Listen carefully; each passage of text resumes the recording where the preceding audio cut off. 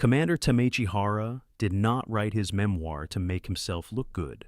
He wrote it because he believed that what happened to the Japanese Navy in the Solomons between 1942 and 1944 could not be understood without an honest account from someone who had been inside it, and that the official version, the version that Japanese naval headquarters had constructed and maintained through the war and into the peace, was a document of institutional self-preservation, not truth. His book, Japanese Destroyer Captain, published in English in 1961, contains a passage that naval historians have quoted many times since, but that rarely receives the full context it requires. Writing about the American destroyer, forces he encountered repeatedly in the Solomons, Hara described the evolution of their combat capability with a precision that only a professional officer who had been on the receiving end could produce. He wrote that the American destroyer commanders he faced in 1942 were cautious to the point of timidity, operating according to a doctrine that seemed designed more for institutional safety than tactical effectiveness. He wrote that the commanders he faced in 1943 were dangerous in a way that the 1942 commanders had not been. And he wrote that by 1944, the American destroyer forces in the Solomons had become something that no doctrine he had learned at the Japanese Naval War College had prepared him to fight against an enemy that had taken the fundamental nature of destroyer warfare and rebuilt it from first principles in a way that his own Navy, despite its years of pre-war preparation and its genuine tactical innovations, had never fully achieved. Hara survived the war. He commanded destroyers in more than a dozen major engagements in the Solomons. He was one of the most capable surface warfare officers in the Imperial Japanese Navy.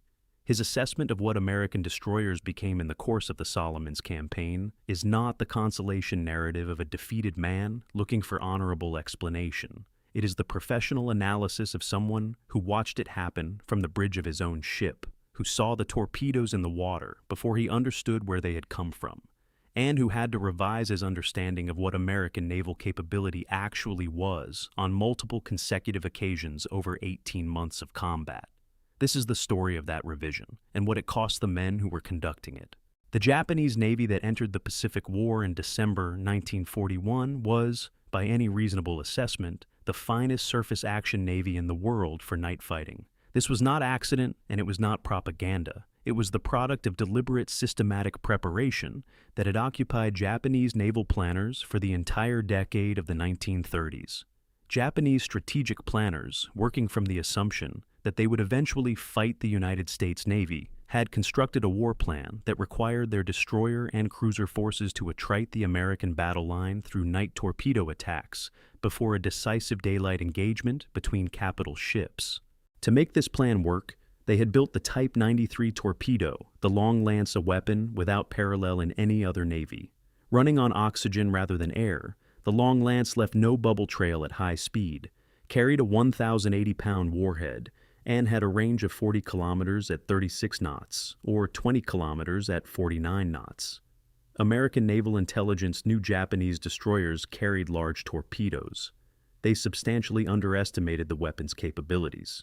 The first time American destroyer crews encountered long lance hits on their own ships, the scale of the explosion was a practical demonstration of the intelligence failure. Japanese destroyers had trained relentlessly for night surface combat throughout the 1930s. The fleet's night training exercises were conducted in conditions of genuine darkness, without the illumination aids that Western navies often used to make night exercises manageable.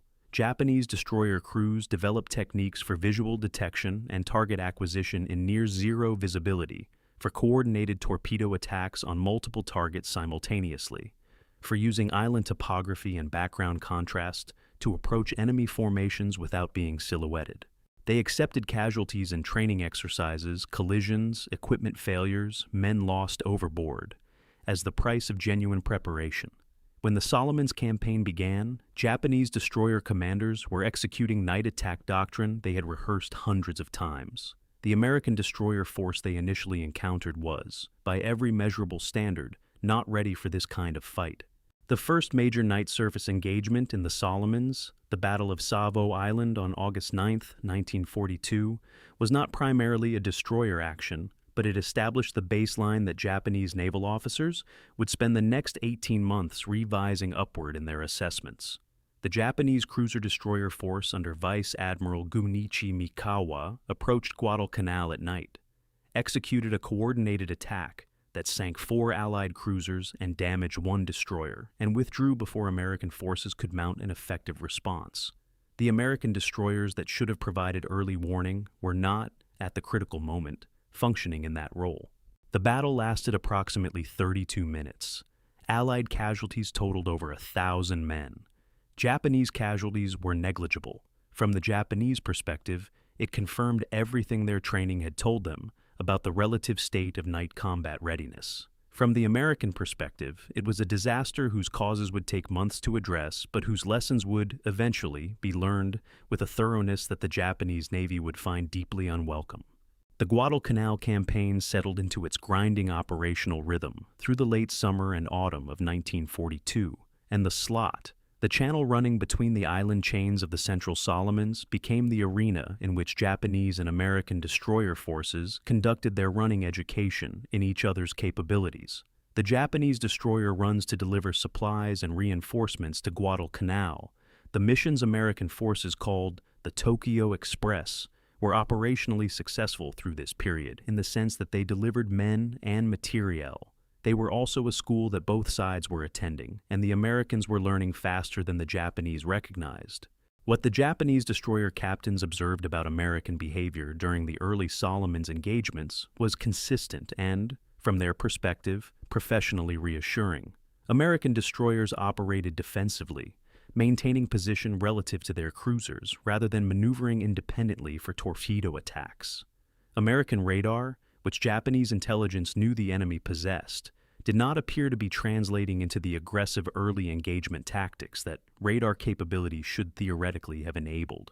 American torpedo doctrine called for destroyers to fire at confirmed targets at close range, a conservative approach that surrendered the Long Lance's enormous range advantage to the oxygen-fueled Type 93. American gunfire, when it came, was often accurate.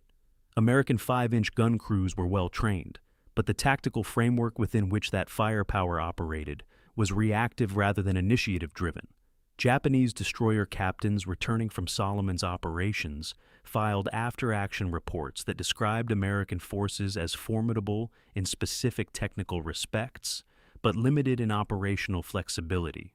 Lieutenant Commander Yukio Ito, executive officer of the destroyer Takanami during the Solomons campaign, maintained a private diary that survived the war and was translated and deposited at the U.S. Naval War College archives in the 1970s.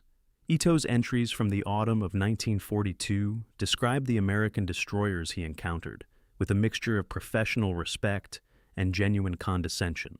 He noted their gunnery as excellent and their discipline in formation as superior to anything he had seen from Allied forces in earlier Pacific operations. He also noted that they seemed to operate according to a doctrine that prioritized formation integrity over tactical opportunity, that American destroyer commanders appeared reluctant to detach from their cruiser screens even when the tactical situation offered clear openings for independent action, and that this reluctance had cost the Americans kills on at least 3 occasions he documented.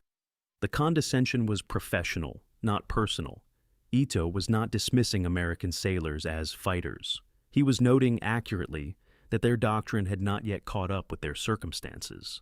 The Battle of Tassafaronga, on November 30th, 1942, was the engagement that most comprehensively demonstrated Japanese destroyer doctrine's effectiveness against the American force structure of that period, and it was also the engagement that should have but did not immediately change Japanese assessments of where things were heading. A Japanese destroyer force under Rear Admiral Tanaka Raizo, 8 destroyers carrying supply drums for the Guadalcanal garrison, was intercepted by an American force of 4 cruisers and 6 destroyers under Rear Admiral Carlton Wright. The Americans had radar contact well before the Japanese detected them. The engagement should have been straightforwardly favorable for the Americans. Instead, Tanaka's destroyers, despite being surprised and despite the loss of Takanami, the lead destroyer that absorbed the initial American fire, while the others launched torpedoes, hit 4 American cruisers with Long Lance torpedoes. The cruiser Northampton sank. The others were severely damaged. American destroyer forces, operating within the cruiser-centric doctrine that had governed their employment throughout the Solomons campaign to that point, had not independently attacked the Japanese formation before the long-lance salvos arrived. From Tanaka's bridge, the engagement had confirmed everything that Japanese doctrine had predicted. From the American side, the engagement produced a wave of after-action analysis that accelerated changes already underway in destroyer employment doctrine. This is the part that Tamichi Hara's memoir captures most precisely. The Japanese Navy interpreted Tasafaronga as validation, when it should have been read as a final warning. The American cruisers had been hit by a torpedo tactic that American destroyer commanders had watched and were actively studying. The next time Japanese destroyers met American destroyers without cruisers between them, the tactical environment would be different. Commander Hara himself experienced the inflection point at the Battle of Vella Gulf on August 6, 1943, though he was not present at that engagement. He learned about it from the survivors and from the after-action reports, and his memoir describes the effect on Japanese destroyer command culture with a candor that is itself remarkable. 4 American destroyers under Commander Frederick Moosbrugger ambushed a Japanese destroyer force of 4 ships carrying reinforcements to Kolombangara. The American destroyers attacked without cruiser support, operating independently, using radar to position themselves for a coordinated torpedo attack, fired at long range before the Japanese could detect the American force. 3 Japanese destroyers, Hagakaze, Arashi, and Kawakaze, were sunk in under 4 minutes. The 4th destroyer escaped. Over 1,200 Japanese sailors went into the water. The American destroyers did not fire a single gun during the initial torpedo attack. They waited in darkness, fired their torpedoes on radar solutions, and were turning away before the Japanese ships began exploding. Hara wrote that, when the reports from Vella Gulf reached Japanese destroyer command, the reaction was not the professional recalibration that the situation demanded. It was disbelief, not tactical disbelief. The facts were not in dispute. The ships were gone, but doctrinal disbelief. The American tactic at Vella Gulf, the long-range radar-directed torpedo attack with coordinated fire from multiple ships, simultaneous, time to arrive before any defensive action was possible, was the tactic that Japanese destroyers had spent the 1930s developing. They had refined it. They had trained for it. They considered it their signature capability. And here were American destroyers executing it against them, with a precision and a coordination that matched anything Japanese doctrine had specified in the confined and complex waters of the slot, where Japanese navigators had believed their experience gave them an irreplaceable advantage. The specific shock was not that Americans could fight. Japanese naval officers had never doubted American courage. The specific shock was that Americans had rebuilt themselves into a version of their enemy, while the enemy had not fully understood the rebuilding was happening. The Imperial Japanese Navy entered the Solomons campaign, expecting to fight an American Navy that was organized around battleships and carriers with destroyers in a supporting role. They found, by mid-1943, that they were also fighting a destroyer force that had extracted the lessons of 18 months of combat failure and produced from them a doctrine of aggressive, independent, radar-directed night action that bore almost no resemblance to the American force they had faced at Savo Island. The radar was the element that Japanese naval officers returned to most consistently in their post-war accounts, and it is worth examining what the Japanese experience of American radar actually was from the receiving end during the Solomons campaign. The Japanese Navy was not without radar. The Type 22 surface search radar was in service from 1942, and several destroyers deployed to the Solomons carried it. But the Japanese Type 22 operated at 10 centimeters and produced bearing data of limited precision, with range discrimination insufficient for accurate torpedo fire control at the distances American doctrine was beginning to employ. Japanese officers who understood their own radar's limitations also understood, by implication, what American radar that produced accurate fire control solutions at 5,000 meters in complete darkness was capable of. What they could not fully internalize was the operational culture that had grown up around that capability on the American side.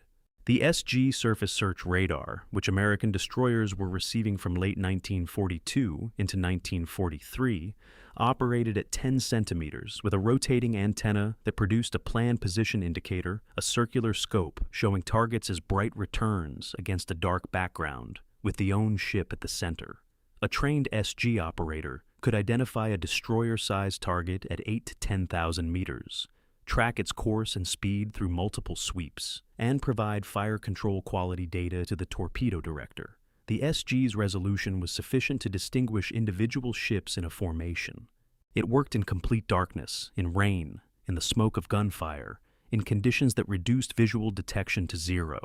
Japanese destroyers in the slot were sailing through waters that American radar could see as clearly as a lighted chart, and they did not know it until the torpedoes arrived.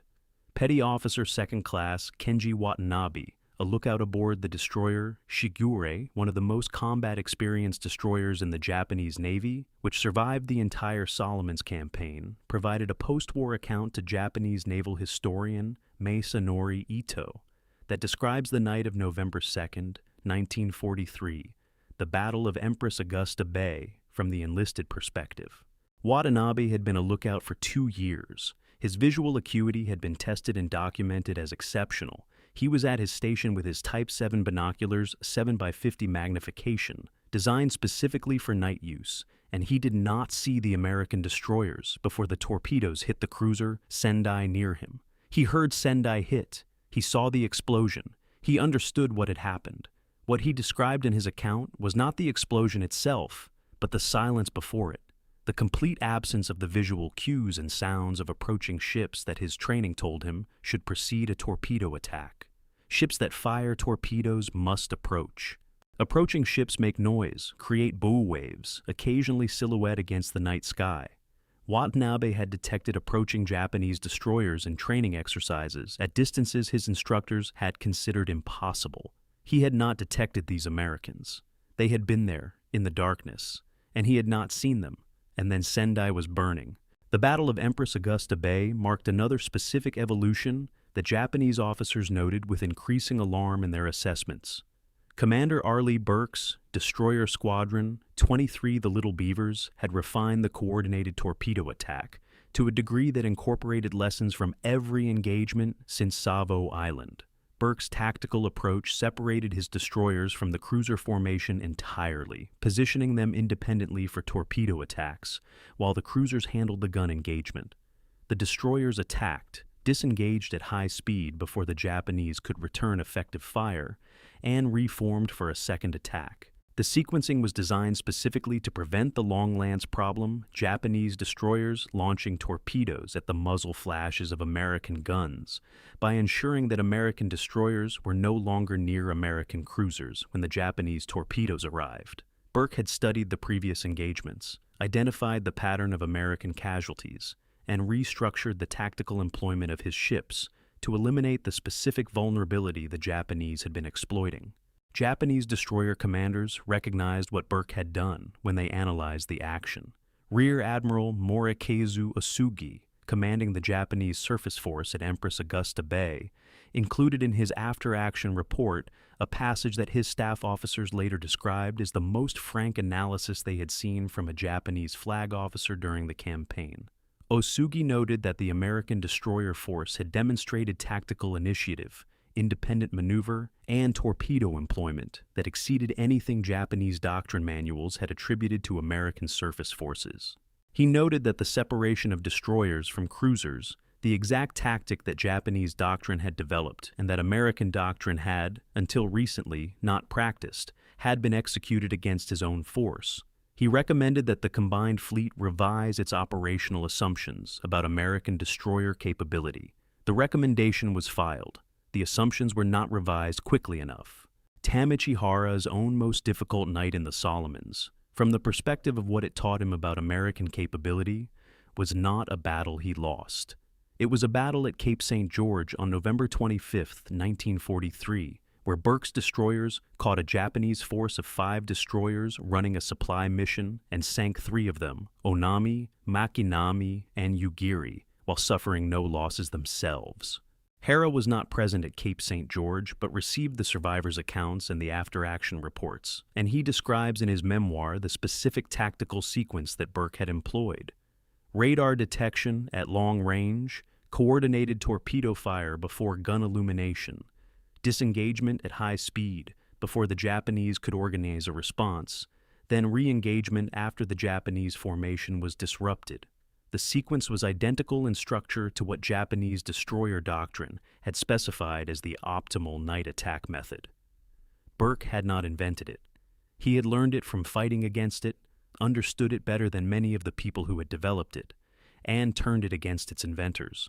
The Japanese destroyer's long lance advantage, which had been the foundational assumption of Japanese tactical superiority in surface night combat, was being systematically neutralized, not by a counterweapon, but by a counter-doctrine. American destroyers were not carrying a torpedo that matched the Long Lance's performance. They were carrying the Mark 15, a steam-powered weapon with a maximum range of 15,000 meters at 26 knots, compared to the Type 93's 40 kilometers at 36 knots. On paper, the Long Lance still outperformed its American equivalent by every significant measure. In practice, by late 1943, American destroyers were attacking at ranges and in tactical geometries that denied Japanese destroyers the opportunity to exploit the Long Lance's range advantage, because American radar allowed engagements to begin before Japanese lookouts could detect the American force, and American doctrine now called for exactly this kind of engagement. The human cost of the Japanese experience in the Solomons accumulated in ways that the Imperial Navy's personnel system could not adequately absorb. The Japanese destroyer force that entered the Solomons campaign was staffed by officers and petty officers who represented a decade of careful professional development. Training a destroyer lookout to Watanabe's standard took years. Training a torpedo officer to the level of coordination that Japanese night attack doctrine required took longer. The Solomons campaign consumed these men at a rate that peacetime training could not replace. By 1944, Japanese destroyer crews included men with months of experience in positions that their predecessors had spent years preparing for. The institutional knowledge that had made Japanese night surface warfare genuinely formidable was not in the ships. It was in the men. And the men were going into the water around Guadalcanal and the slot at a rate that no personnel policy could address. The American side of this equation was different in a specific and important way. American destroyer crews were also suffering casualties. The previous script described what that cost looked like from the inside of an American ship. But the American Navy's relationship to institutional knowledge was not the same as the Japanese Navy's. American destroyer doctrine was not pre-war doctrine refined through training. It was doctrine being built in real time from combat experience, with a feedback loop that moved information from ship captains to squadron commanders to fleet command and back to ship captains in cycles measured in weeks. When Burke identified a tactical problem at one engagement, his analysis reached other destroyer commanders before the next engagement. When Moosbrugger's torpedo attack at Vella Gulf demonstrated the viability of long-range radar-directed torpedo attacks, the technique was disseminated throughout the destroyer force and trained into the next generation of commanders before those commanders led their next night action. The American learning process was not faster because Americans were inherently better at learning. It was faster because American institutional culture in the Solomons had built a system for distributing tactical lessons that the Japanese institutional culture had not built, or had built less effectively. Commander Hara's assessment of this difference, made in hindsight in his 1961 memoir, is worth quoting in paraphrase rather than in the imprecise translations that some later accounts have offered. Hara wrote, in essence, that the Japanese Navy had built its pre-war doctrine as a finished product, a comprehensive system that needed to be executed, not continuously revised. The Americans had entered the Solomons with no finished doctrine for night destroyer warfare, and had therefore been forced to build one, and in building it from the raw material of repeated combat, they had produced something more adaptive, more attuned to actual conditions, and ultimately more dangerous than the doctrine that had been handed to them by their pre-war planning staff. Hara did not argue that the Japanese pre-war doctrine was wrong. He argued that its completion, the quality of its finishedness, had been a liability in a campaign that demanded continuous revision. Petty Officer Watanabe, the lookout on Shigure, who had not seen the American destroyers before Sendai was hit, survived the war and was interviewed by Masanori Ito in the 1950s. When asked what had most changed his understanding of the American naval force during the Solomons campaign, he did not cite the radar, though he understood its significance. He cited something more specific. He said that in 1942, when Japanese destroyers and American destroyers met at night, there was a quality to American maneuvering that suggested their officers were working within a framework, consulting it, applying it, following it. By 1943, he said, the quality was different. American destroyers in 1943 moved like Japanese destroyers had moved in training, not because they were copying Japanese doctrine, but because they had found the same answers to the same tactical problems through a different route and arrived at a similar destination. He said this was frightening in a way that he found difficult to articulate precisely. Knowing that an enemy fights well is one thing. Watching an enemy become through a process you observed in real time, the thing you had spent years training to be, is another. The last significant night destroyer action of the Solomons campaign, in which Japanese forces had any tactical success, was the Battle of Kolombangara on July 12th and 13th, 1943, where long-lance torpedoes hit 3 American cruisers.